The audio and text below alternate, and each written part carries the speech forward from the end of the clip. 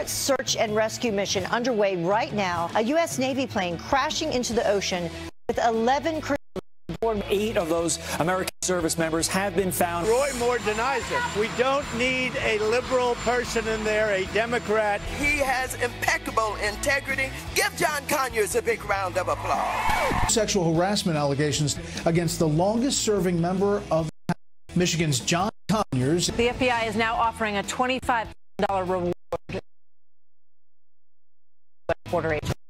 Serious security, because without that, incidents like this are going to continue to happen. Teen Idol and Partridge Family star David Cassidy has died of organ failure. Cassidy was 67 years old. Drumstick, you are hereby pardoned.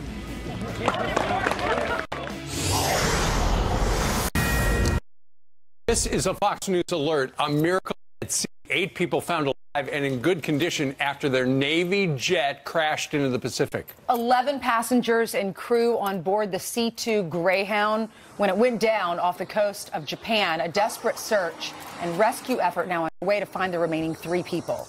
Right. The plane is part of the Navy's 7th Fleet and has been taking part in the ongoing naval exercises with Japan. The aircraft was meant to land on the USS Ronald Reagan in the Philippine Sea. The 7th Fleet has had 2 fatal accidents in Asian waters just this year involving the USS Fitzgerald and the USS John McCain. 17 sailors died there. 8 top Navy officials have been removed from their post. A moment ago, I said it was a jet. Looks like a prop job. Great news that they have recovered 8 of those individuals. A miracle And that indeed. story was breaking this morning on Fox and Friends First. I didn't know if they were going to be recovered. They didn't find any. They had not found any of them yet. Good news for their families. Yeah, it is. All right. Meanwhile, President Trump is back at the winter White House. He landed overnight down in Palm Beach, down in Florida, for Thanksgiving. But before leaving, the president breaks his silence on Roy Moore's sexual misconduct and a bit of a surprise about those allegations in some remarks before he left. And look who's here. It's Griff Jenkins. He joins us from our nation's capital with details on what the president said. Good morning, Griff.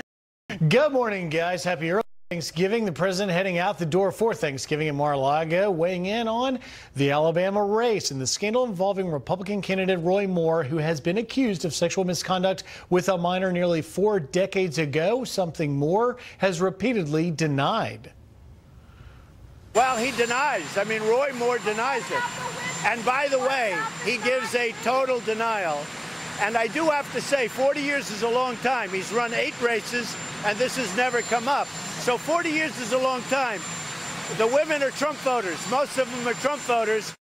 Now, the president stopped short of endorsing the embattled candidate, who has seen a comfortable lead in the polls slip significantly, and he took a shot at Moore's opponent, Democrat Doug Jones. We don't need a liberal person in there, a Democrat. Jones, I've looked at his record. It's terrible in crime. It's terrible in the border. It's terrible in the military. Jones appeared to shoot back at President Trump last night at a town hall in Huntsville, contending that he has a family and grandchildren, and the notion that he is weak on anything was baloney.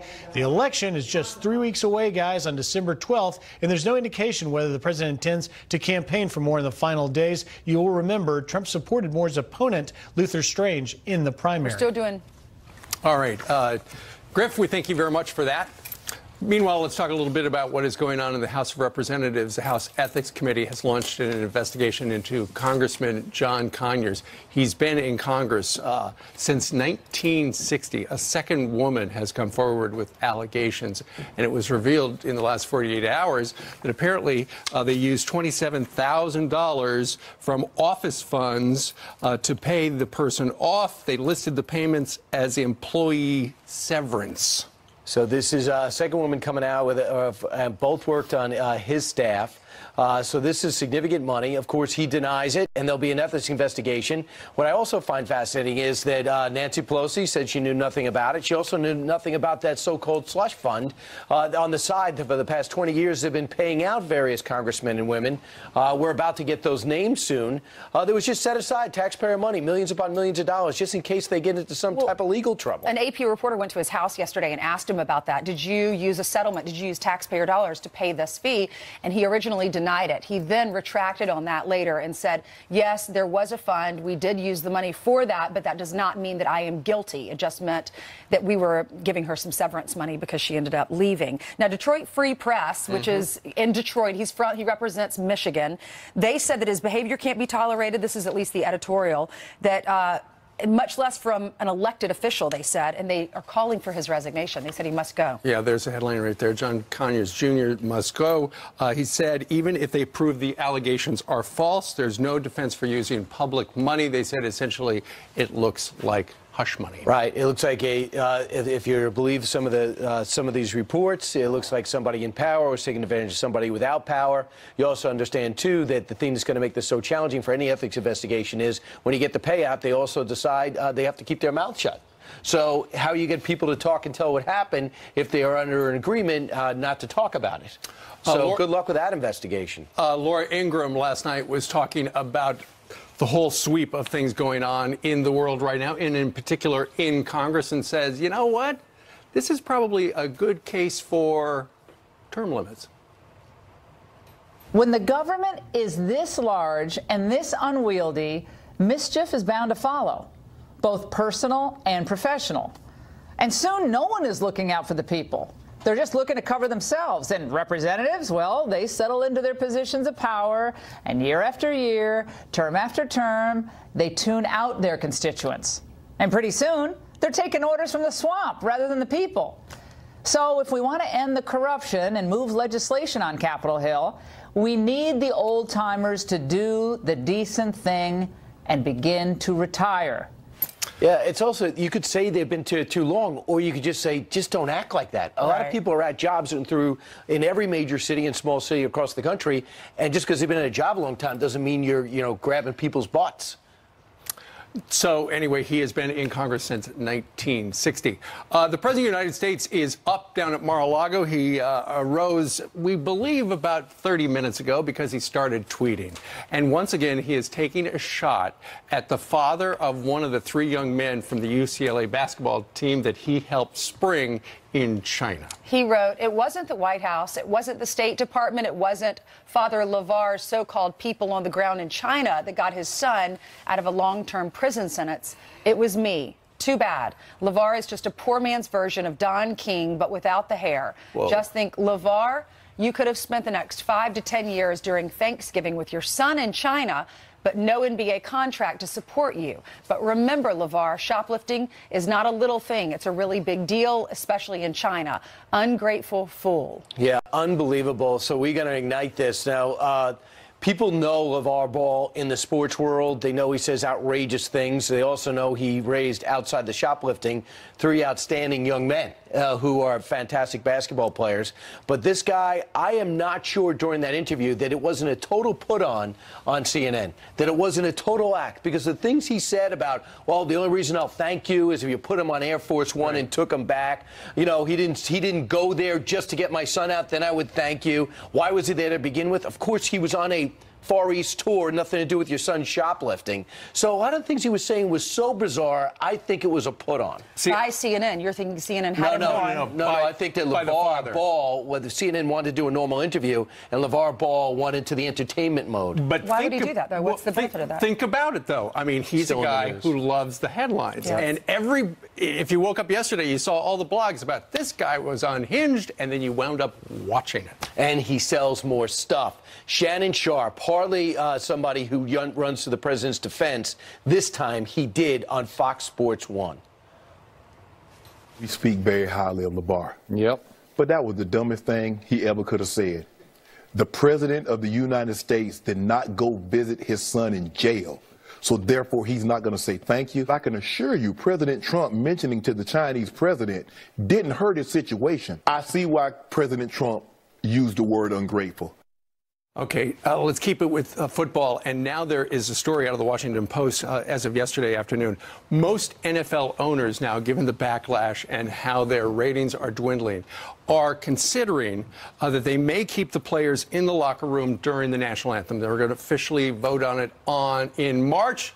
But you know what? That's an idea that, once again, the president, in the last 5 minutes, has tweeted out as well. That's akin to, I'm worried about the kids coming to school late every day, so let's just not have them come to school. The president tweeted this out. The NFL is now thinking about a new idea, keeping teams in the locker room during the national anthem. That's almost as bad as kneeling. When will the highly paid commissioner finally get tough and smart? This issue is killing your league. It's certainly not helping. It's beginning to dwindle. There are fewer players doing it. But I would say this. The only thing worse than that would be to stop playing the national anthem, which I predicted about 6 months ago. What? That they were going to stop playing it. No way.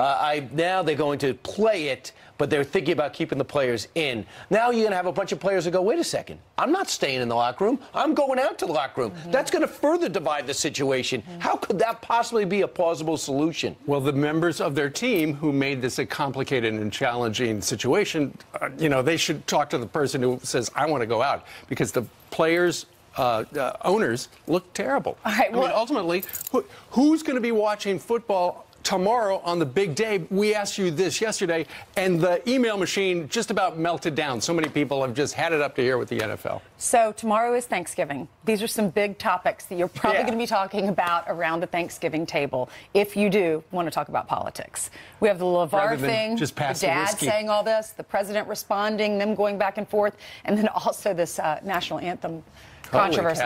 Let us know what you think about all these topics, because we're going to be talking about them throughout the next 3 hours. All right. Meanwhile, it's 6:11 in New York City. Jillian, good morning. Seems like a Band-Aid to me, but anyway, that's beside the point. Good morning to you guys, to you at home as well. Let's get you caught up on your headlines of the day. President Trump vowing to do his part to bring peace to the Middle East following an hour-long phone call with Vladimir Putin. It comes on the heels of the rare, high-profile meeting between Putin and Syrian President Bashar al-Assad, seeking a political path forward, one that would include coordination of anti-terror efforts with the U.S. The call also focusing on the critical need to increase international pressure on North Korea. The FBI investigating Democrat Bob Brady for allegedly paying an opponent to drop out of a 2012 primary race.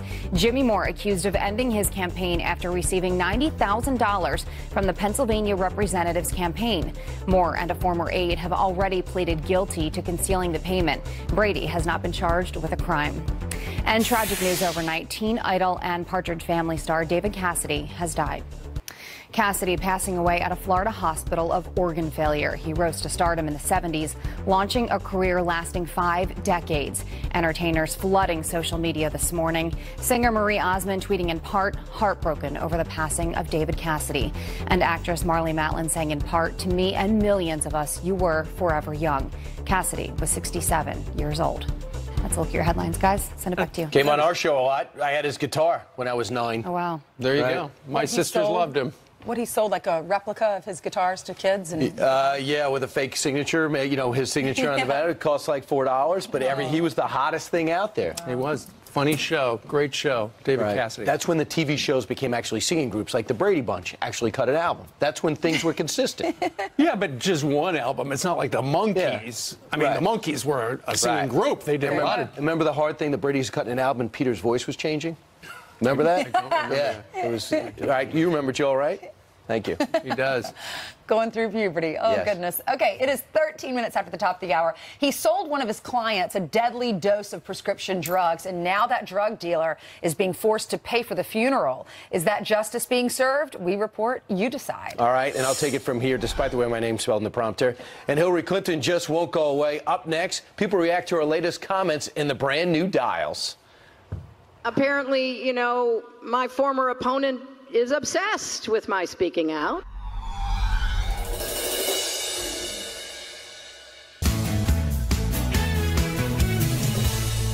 Tough talk between President and key Democrats for the battle on tax reform, and now heads to the Senate, too, as it got through the House. So what do the American people think? After all, they have a role in this. Lee Carter is a pollster with Maslansky and partner. She's a full-time partner. That means she gets a lot of money. And she put this question to the test. Lee, welcome back. Thanks so much. The first question that you put to the test that we'd like to examine is President Trump on the tax bill urging the Senate to pass the legislation. Let's see what the American people thought about this push.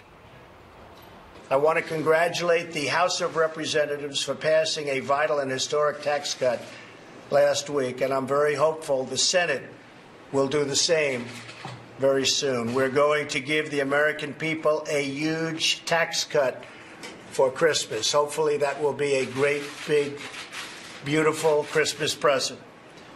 with the Democrats giving us no votes for tax cuts for purely political reasons, obstructionists. It will be up to the Republicans to come through for America. I think they will. I hope they will. It's up to the Senate. So, your thoughts? So you can see there, Republicans are on board. They gave this an A, Independents a C, and Why? Democrats an F. Now, the reason here, a lot of people would say, look at this and say that Independents aren't supporting the tax plan. That's not the case. What they're saying is it's almost impossible for me now to understand who's going to benefit. The messages are so cloudy. The Democrats are saying that it's going to benefit the wealthy. Republicans are saying it's going to benefit the middle class. They're confused and not sure that it's going to happen. And there's two legitimate plans. Next, Nancy Pelosi, of course, on the other side, wants to rally Democrats and the country to defeat the Republican bill. They throw a scrap to the middle class, provide a banquet for the wealthy and for corporate America, transform America in doing so. We will not let that happen. Kill the bill. And then she had a little chant, kill the bill. There you go. So Republicans gave this an F, Independents a C-, and Democrats a B. So again, you would have thought that if the president's comments were negative with Independents, that it would have been the reverse here. That's not the case. People are tired of obstructionism. They're not sure who to trust. They don't like the establishment, and they're not sure that anything's going to get done. And that's why people are responding the way they are. They're just tired of it. Right. Everything's blurry. Meanwhile, Hillary Clinton and Bill Clinton went down to Little Rock to celebrate 100 years since their husband, Bill Clinton, was president. Here's her comments that we wanted to track. Apparently, you know, my former opponent is obsessed with my speaking out. Apparently there was another, somebody told me, tweet today. Honestly, between tweeting and golfing, how does he get anything done? I don't understand it. So maybe that's the whole point. So the grades are? So you can see the Democrats gave it a B, Independents a D, Republicans an F. Overall, people are tired of this narrative. Enough between Hillary and Trump. The decision was decided. There's too many issues to be talking about to be focused on And this Lee, right we now. only have 15 seconds, but the fact that two Democrats spoke out and only got a B, where the Republicans talked about their progress, got an A. We'll talk to you in 2 hours, okay? Great, we'll be back. All right, coming up straight ahead, terrorists using cars and trucks as killing machines. We'll tell you what the latest is.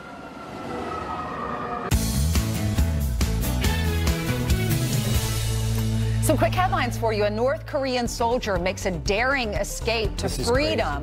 Incredible video. Look at that, showing him running for his life under a hail of gunfire. North Korean soldiers shooting him 5 times as he's sprinting for the South Korean border. South Korean soldiers dragging the soldier over to safety.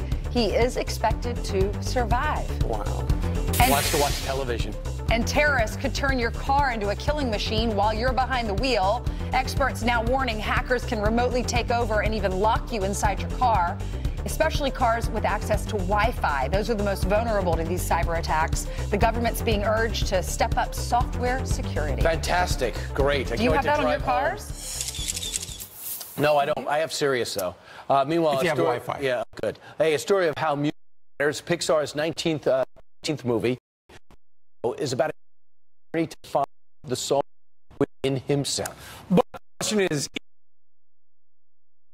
weekend Fox News contributor Kim McCarthy is here with a preview. Tell us about Coco. Hey, Steve, Ryan, and Ainsley, and happy Thanksgiving to you. Thank you so much for having me on today. And yeah, it's an honor to be here. And yes, this movie is the 19th Pixar film, and it's really hard to believe that 22 years ago, Toy Story 1 hit theaters. And over those years, 19 Pixar films have grossed over $11.2 billion at the box office. But this particular film, as you mentioned, it's about finding the music within yourself. This young boy, Miguel, he loves music, and his family is essentially banned music in the family. And he finds himself on the Day of the Dead, transferring over to the land of the dead, finding a mysterious connection to somebody in his family as to why he loves music so much. The visuals on this movie are absolutely beautiful, and over the years with these Pixar movies, you know they find this amazing balance where they make movies great for kids and for adults, and there are so many beautiful messages of family in this movie. You will definitely have tears streaming down your face as you did with the movie Up and Inside Out, WALL-E, and Toy Story, and this movie really does a great job of balancing out that adult and element and the kids for elements as well. And the animation, as I mentioned, is amazing. The music is phenomenal. And the songs in the film do not just break out randomly. They are part of the movie. And Michael Giacchino's score is absolutely gorgeous. And I think you will find yourself just blown away by the emotional connection you will have to these characters. How many stars? I will say this. Get to the theater early. There is a 20-minute Frozen short film. So if you love the movie Frozen, it's called Olaf's Frozen Adventure, the new 20-minute short film that takes place before Coco. And how many stars? I gave it a 4.5 out of 5. Okay. Definitely one of my favorite Pixar films to date so far. I definitely take the entire family to see it. I think anybody who's a parent is going to be blown away by the emotional connection you have. So if the kids are driving you crazy over Thanksgiving, get in the car, go to that. Any other movies you recommend? Did you do Exactly. any other research for this segment? Did I do any other movies? How about a Denzel Washington movie? You got any of those? Yeah, I do have one of those. I happen to have that up my sleeve, Steve. I saw that movie the other day. This is the new Denzel Washington film directed by a gentleman named Dan Gilroy, who also made a movie a couple years ago called Nightcrawler, which was a phenomenal. A miracle at sea. 8 people found alive and in good condition after their Navy jet crashed in the Pacific. A desperate search underway to find the remaining 3 people. The FBI is now offering a $25,000 reward for any information on the death of this U.S. border agent. We need to get serious about this border security, because without that, incidents like this are going to continue to happen. He has impeccable integrity. Give 𝗡𝗘𝗪𝗦 a big round of applause. Sexual harassment allegations against the longest-serving member of the House, Michigan's 𝗡𝗘𝗪𝗦. Most NFL owners now, given the backlash, may keep players in the locker room during the national anthem. The president tweeted this out. That's almost as bad as kneeling. When will the highly paid commissioner finally get tough and smart? This issue is killing your league. Idol and Partridge Family star David Cassidy has died of organ failure. Cassidy was 67 years old.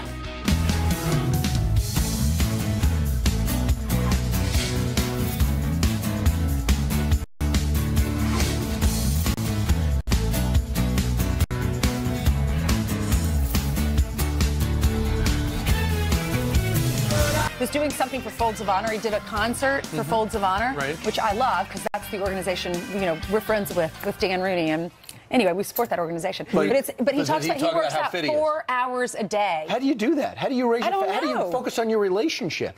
Well, I mean, he's got a lot of free time on his hands. No kidding. It's like, isn't there? I guess that's having to have a roadie. We should get a roadie. Well, we know a roadie. I think of a roadie like a plastic cup that has a beer in it. A traveler. That's not important now. Hey, we know you're very busy today because today, the day before Thanksgiving, a lot of you are just waiting to start brining the turkey. So we're going to give you the news for the next 2 hours, and there is plenty and of it. And Brian is taking the gravy and wiping it on with the rush, right? Not at all. Really? No. Doesn't it make the skin? It's a briny thing. No, like a solution. You put in, and then you paint it, don't you? You kind of submerge it. I don't know. My you get it as I take a brush. Damp as possible. You don't go to the brush, the Dutch boy brush. Have you ever the Dutch boy brush? You've never actually cooked, have you? Not really. Okay. Anyway, for the Take folks the bag at home, out of the turkey. Email and tell Brian how you brine. Right. You know, Brian is so close to Brian. I know, that's what I I'm thought. shocked you didn't even know how to do it. Okay, can we move on to other news? Let's This is a miracle Will you story. not be distracted? All right, we have a Fox News alert for you. This is a miracle at sea. 8 people found actually alive. They're in good condition after their Navy plane crashes into the Pacific. Yeah, 11 passengers and crew now aboard the 𝗡𝗘𝗪𝗦 when it went down off the coast of Okinawa, Japan. A desperate search and rescue effort now underway to find the remaining 3 people. Yes, 3 still missing. The cargo plane, part of the Navy's 7th Fleet, going down shortly after takeoff on the Ronald Reagan in the Philippine Sea. Early indications point to engine failure. This is the 7th Fleet. As you know, it's had 2 fatal accidents in Asian waters just this year alone. We've talked about it on the show. One involving the USS Fitzgerald. The other is the USS John McCain, where 17 sailors died. 8 top Navy officers have been removed from their post. Yeah, it ends up being a preventable error as a part of the investigation. We'll see what happens with this. Meanwhile, 3 minutes after the top of the hour. President Trump is down in Palm Beach right now at the Winter White House, also known as Mar-a-Lago, landing overnight at PBI for Thanksgiving holiday. But before leaving, the president breaking his silence on Roy Moore on the sexual misconduct allegations. Yeah, caught a lot of people by surprise. Griff Jenkins is live from our nation's capital with the details. Hi, Griff. Hey, Brian, the president headed down to Mar-a-Lago probably to brine his turkey for Thanksgiving, which, by the way, is essentially a salt bath for the bird. He weighed in on the first time weighing in on the Alabama Senate race and on Roy Moore, the candidate who has been accused of sexual misconduct with a minor nearly 4 decades ago, a charge Moore has repeatedly denied. Well, he denies. I mean, Roy Moore denies it. And by the way, he gives a total denial. And I do have to say, 40 years is a long time. He's run 8 races, and this has never come up. So 40 years is a long time. The women are Trump voters. Most of them are Trump voters. But the president stopped short of endorsing the embattled candidate, who has seen a comfortable lead in the polls slip significantly, taking shots at Moore's opponent, Democrat Doug Jones. We don't need a liberal person in there, a Democrat. Jones, I've looked at his record. It's terrible in crime. It's terrible in the border. It's terrible in the military. Jones shot back at President Trump at a town hall in Huntsville last night, dismissing the notion that he was weak on anything as, quote, baloney, and no indication if the president intends to campaign for Moore in the final days before the election, which is just 3 weeks away on December 12th. But should Moore come to Washington, he will find a Washington plagued by sexual misconduct scandals already. Democrat Senator Al Franken caught groping a radio host's breasts on a USO tour, and now another woman coming forward accusing Democrat Congressman John Conyers of sexually harassing her, as the House Ethics Committee, guys, has launched a formal investigation into the longest-serving member of the House of Representatives. I was fascinated to see that he actually questions J. Edgar Hoover in his first year in office. That's how long he's been there. Hey, Griff, thanks. Meanwhile, a poll on Roy Moore shows that he's up by 2 after trailing by 9 about a week ago. However, the same poll says, should they expel Roy Moore, should he arrive and win the election? 60% said yes, expel him. 28% said no. So get him in office and then expel him? Throw him out. I don't even know how you do that. You need 2/3 of the Senate to do that. There are 2 polls out this morning. The one you're citing is the Raycom poll, where he's up by 2, and then there's a Breitbart poll where he is up by 6, that according to Alabama.com. Meanwhile, let's talk a little bit of basketball. Yeah, the president is up tweeting this morning, responding to that basketball dad's comments. He went on another network and he was saying he should have, you know, I don't thank him. I don't thank the president for getting my son out of China after his son and 2 other basketball players were caught shoplifting. The president responded this morning saying it wasn't the White House, it wasn't the State Department, it wasn't Father LeVar's so-called people on the ground in China that got his son out of a long-term prison sentence. It was me. Too bad. LeVar is just a poor man's version of Don King, but without the hair. Whoa. Just think, LeVar, you could have spent the next 5 to 10 years during Thanksgiving with your son in China, but no NBA contract to support you. But remember, LeVar, shoplifting is not a little thing. It's a really big deal, especially in China. Ungrateful fool. The thing about these particular sunglasses, apparently, that they were stealing? That they stole from, allegedly stole from Louis Vuitton, is they were $2,000 a piece. I had no idea sunglasses could be $2,000. That's selling 3 pairs of their tennis shoes to pay for it. That's $6,000 worth of sunglasses. Right, and as I mentioned yesterday, there's a 30-year-old former Ball State standout linebacker who got in a bar fight, which he said he didn't even start. He was defending himself. He's in jail now for 14 months without a day in court. That's easily where these 3 UCLA players could have been, because he didn't even know, she did not even know about the leader of... The president helped get them home so they could be with their families, because all I could think about is Otto Warmbier doing something small that he shouldn't have been doing, and then it cost him his life. And so I was so grateful that these guys, who are great basketball players, are back here on American soil. Then they had their press conference. They thanked the president. I thought this could not have... Great. Everything great. Tied up with a pretty bow. And then their dad says all this crazy stuff, and it ignites the whole story and makes it bad. LeVar Ball just isn't a crazy person, or maybe he's crazy like a fox. He's getting more attention, more interest, becomes a center of controversy. I watched that back. I think the whole thing was a put-on with CNN. I think he was just saying the most outrageous thing possible. He's done so that this story continues, and he grows his brand. Well, he's done that in the past, right? Non-stop. Yeah, he is quite a self-promoter. Anyway, tomorrow is all about football. There are going to be 3 football games professional ones. Are you going to be watching? Well, just know this. Because of the backlash for all the protests, apparently some owners of NFL teams are considering a rule change. Back in 2009, they said every player has got to stand on the sidelines for the national anthem. It was advised. Now they're saying, you know what, maybe we'll change that, and they can stay in the locker room, because when a lot of fans see the players protesting, they get really angry, and then they turn off the TV. So the president tweeted about that this morning, right, Brian? It says the NFL is thinking about a new idea, keeping teams in the locker room during the national anthem next season. That's almost as bad as kneeling. When will the highly paid commissioner finally get tough and smart? This issue is killing your league. He's right. To me, the NFL is almost out of the woods. They can get through this season. Everyone stood last week, including Michael Bennett of Seattle. There's just Dolphin players.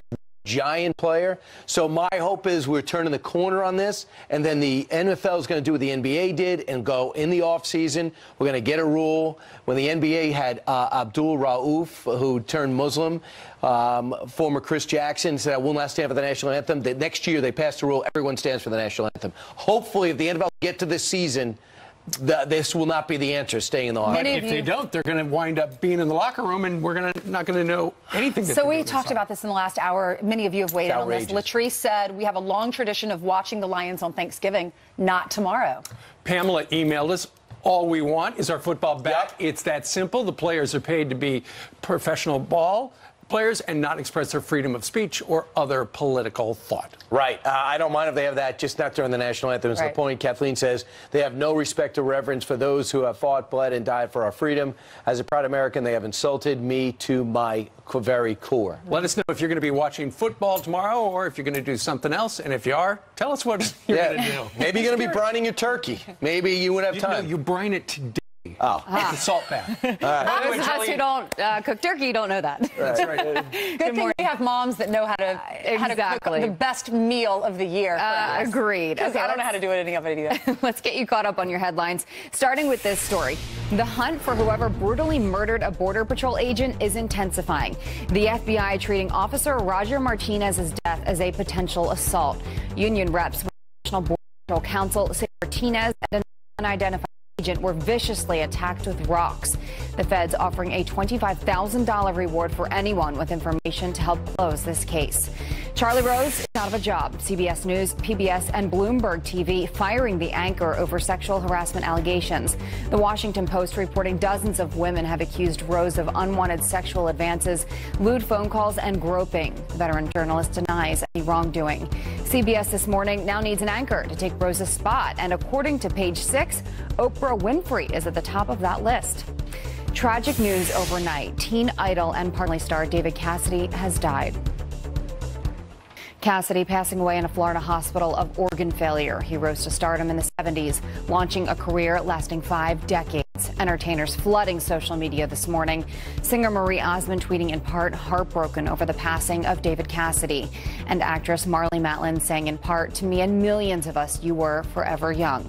Cassidy was 67 years old. He was always the best guest, too, when he came on. Really? Always happy, always engaging. He was indeed. Thank you very much, Shelley. And in the last year, he slowed down the touring, though, because apparently he was starting to suffer from dementia. Right. Died young. Was born in 1950. And he's a guy, he actually sang and played the guitar. And Shirley Jones did, too, but others were just faking it. Danny Bonaducci didn't play.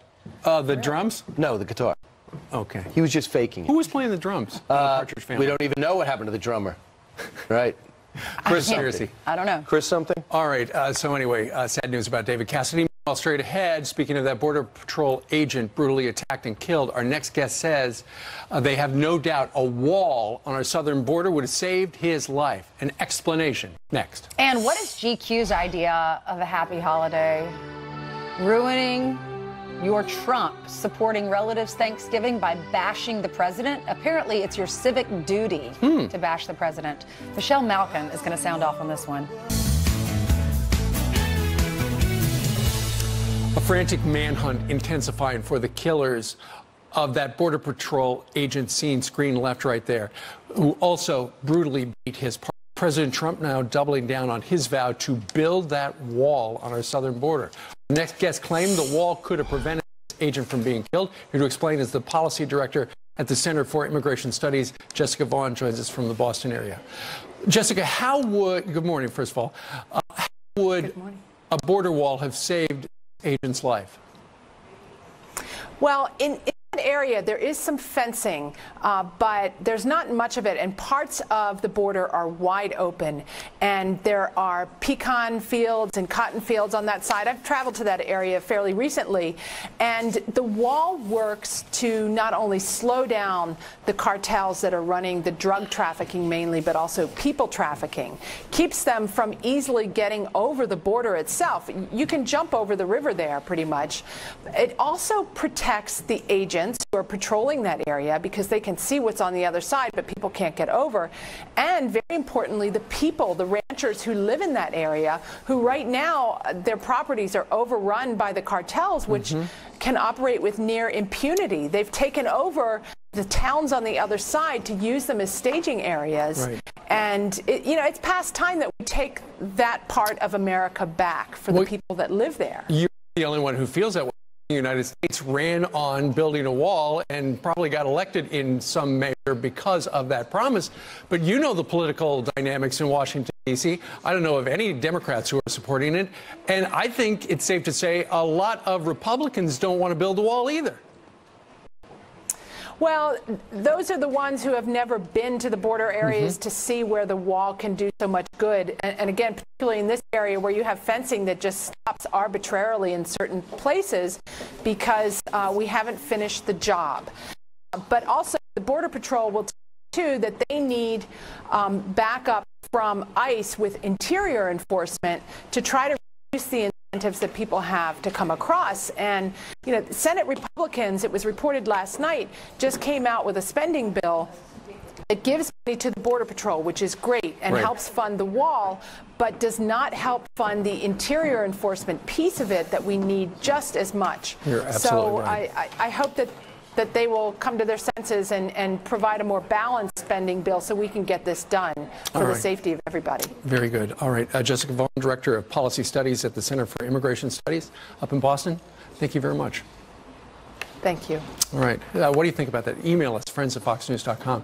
Meanwhile, she blew the lid off the DNC scheme to guarantee Hillary Clinton's nomination. Now, Donna Brazile has some bull about the 2020 presidential race. And it's an amazing story of survival. Our next guest narrowly escaped 3 separate terror attacks, Boston, Paris, and Brussels.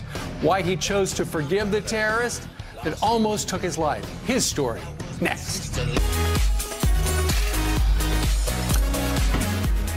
All right, it is time for your news by the numbers on this Thanksgiving Eve. First 25, that's the number of candidates former DNC interim chair Donna Brazile, that woman right there, is predicting will challenge President Trump in 2020. Already at least 10 people, including Bernie Sanders and Joe Biden, have been rumored to think about running next time around. Next, 8 years. That's how long a watchdog group says J.P. Morgan Chase was giving customer information to ex-convicts that they had hired. The Financial Industry Reform Authority says thousands of them were not properly vetted. The bank paid more than $1 million in fines. And finally, number 1, Kendall Jenner is the highest paid model in the world, according to Forbes. The 22-year-old woman pictured right there earned $22 million this year. That knocks Gisele Bündchen to the number 2 spot. She had been the top earning model since 2002. And that is some of your news by the numbers today. All right, in 2013, 19-year-old Mason Wells was at the Boston Marathon to cheer on his mom. He witnessed the chaos unfold when 2 bombs were detonated near the finish line. He was 50 feet from there. Then listen to this. 2 years later, he was in France doing missionary work when a series of terror attacks killed 130 people in Paris, the city where he had been working just days before. But he wasn't done then. Last year, Mason's luck ran out. He was at the Brussels airport when 2 suicide bombers blew up the terminal, and he barely made it out alive. Mason spoke with us on Fox and Friends from his hospital bed just days after the attack. Everything that I've lived up until this point has fortified my personal faith that God is there. I know that I felt his love several times, and I know that if I can feel his love sitting on a sidewalk next to a destroyed airport, that God, he'll talk to his other children too. And I know that he does listen to the prayers, and that the prayers that the people are doing right now, they make a difference because I felt them. It has been more than a year since that interview, and Mason Wells is here with us today to share more about how his faith has carried him through these tragedies. He writes about it in his new book. It's called Left Standing. There's a picture of the book, and Mason joins us now. Hey, Mason, thanks for joining us. Oh, thank you so much for having me. Clearly, your faith is very important. You were in France as a missionary. How do you, when you think about what's happened to you, you've been in 3 different locations of terrorist attacks. Do you ask God why? And what do you think the reason is? I have asked that question, why. I mean, most people don't find themselves in one terror attack, let alone surrounded by multiple bombings, right? And that is a question that has weighed on my mind. Afterwards, I don't spend time thinking about what could have happened to me, whether, you know, I should be here or not. I focus on what I'm going to do with my life now that I'm still here. I feel really blessed, and I feel like I have an opportunity to share my story. That's why I wrote the book, and you know, every single day I just try to make the best of what I have. The odds of this happening are astronomical, and so far you have not only walked away unscathed, you did not walk away unscathed. You had bleeding at Brussels, right? You got hit in the ankle. You got burned in Boston on your face and your hands, correct? Brussels. In Brussels, excuse me. No injuries in Boston. So you look fantastic considering, you know, what you went through. How do you make sense of this? Do you look at yourself as the luckiest person or the most unlucky person? Well, I'm not sure that luck had very much to do with it, to be honest. I consider myself very blessed. I think it's really abnormal that someone would find themselves in multiple attacks, but afterwards I attribute me being alive to a higher power. And through it all, I think I've had kind of 2 options. I could either embrace a road of hope, a road of faith, or I can embrace a path of bitterness and anger and frustration against people that did this. And I'm happy to say that throughout my life I've tried to embrace the first, and I think that's made a big difference not only in my recovery but getting me to where I am now. Great attitude. Attitude determines aptitude, my dad always said. Let's read an excerpt from your book where you do decide to forgive the terrorists. Will you read this for us? Of course. Despite my harsh feelings about your acts, I have forgiven both of you. I have chosen not to allow hate to overtake my heart for either of you. I hope that one day that we can meet, so you can know that good has indeed come in the wake of your evil acts. Wow. So you actually forgiven to the point where you hope to meet the terrorists, even if they don't have the same sense of forgiveness that you have for them? If they don't want to be forgiven, it doesn't matter to you? Well, ultimately what I'm saying is in the next life, if I run into them, I'm ready to forgive them. I already have forgiven them. Do you think they'll be with you? If you believe you're going to heaven, you think they'll be with you in heaven? I mean, I don't know how it all works out specifically after this life. I do believe in a life to come, and ultimately I think living with that faith in my heart and just trying to make the best of everything, embracing optimism, I think that's what's going to carry me through the rest of this life. What about your injuries? What did you sustain? I see the burns on your hand. Yeah, 2nd-degree burns to the face, shrapnel lacerations to the head, 3rd-degree burns to the right hand, 1st degree to the left, shrapnel to the legs, a blast wound to the left heel. I was in really bad shape. I have 2